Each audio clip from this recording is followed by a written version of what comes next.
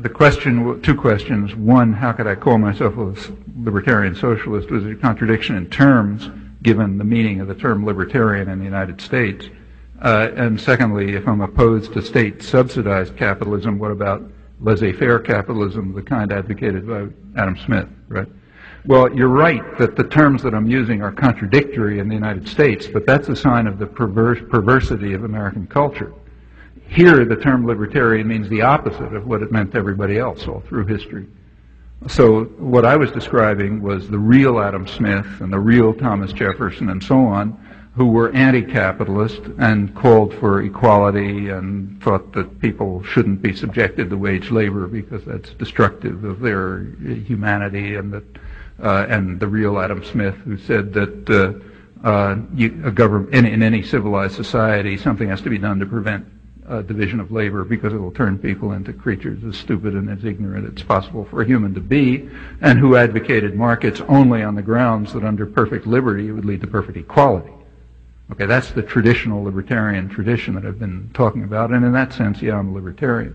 The U.S. sense is quite different. Here, every word has taken on the opposite of its meaning elsewhere. So here, libertarian means extreme advocate of total tyranny. That's what libertarian means here. It means power ought to be given into the hands of private, unaccountable tyrannies, even worse than state tyrannies, because there the public has some kind of role. The corporate system, especially as it's evolved in the 20th century, is pure tyranny, completely unaccountable. You're inside one of these institutions, you take orders from above, you hand it down below.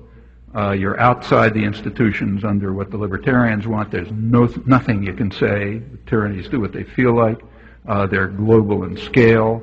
I mean, this is the extreme opposite of what's been called libertarian everywhere in the world since the Enlightenment. And that's what's called libertarian here. So yeah, it is hard to talk here because you can't use words like libertarian or conservative or anything because they've all come to take their opposite meaning. As for Adam Smith and Wealth of Nations, well, first of all, the idea of a unsubsidized, not state-subsidized capitalism, we don't even have to bother talking about that. It has existed. It exists in a good part of the third world, which is why the third world looks the way it does. It has never existed in any developed society for a very simple reason.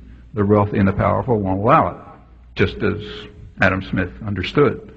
They will use the levers of power to make sure that state power subsidizes them. That's why England developed, that's why the United States developed, that's why France developed, that's why Germany developed, that's why Japan developed, and in fact every developed society has developed just that way. That's one of the cliches of economic history. So we don't have to talk about that because it's non-existent, it never will exist, except for people who have it rammed down their throats.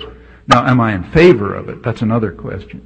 Like in some mythical world, would I like to see laissez-faire capitalism? Well, only under the conditions described by Adam Smith. The real Adam Smith, the one who wrote Wealth of Nations, not the one you worshipped before, but the one who wrote it. And if you look at his argument for markets, it's pretty clear. I mean, maybe the argument's right, maybe it's wrong, but it's clear what it was. The argument was, I repeat, that under conditions of perfect liberty, markets will lead to perfect equality. That's why markets are good, he said. They will lead to perfect equality, and they will not force people to subject themselves to outside orders, so they become less than human, so that, the artisan recedes while the art improves, as de Tocqueville put it. Yeah, if that were possible, maybe so. But it's not in the cards. And I don't know if that argument works anyway. It probably doesn't. The argument was fallacious. But the goal was clear. The goal was a society based on Enlightenment values, which is just radically opposed to what today are called libertarian values here in the United States. So there you have to be clear about what you're talking about. But you're right, as I use the terms, it sounds contradictory in the United States. Like it also sounds contradictory in the United States when people ask me what I think about conservatism, and I say I think I'm probably one of the few conservatives around. Because I actually believe in traditional values. I don't know anybody in the public arena who does. So I don't know, to the extent that the term has any meaning, I'm probably a conservative. But that doesn't mean much here. we have to start by decoding a whole system of intellectual distortion before you can even talk. That itself is a big achievement. If terms have lost their meaning, well, it becomes impossible to talk.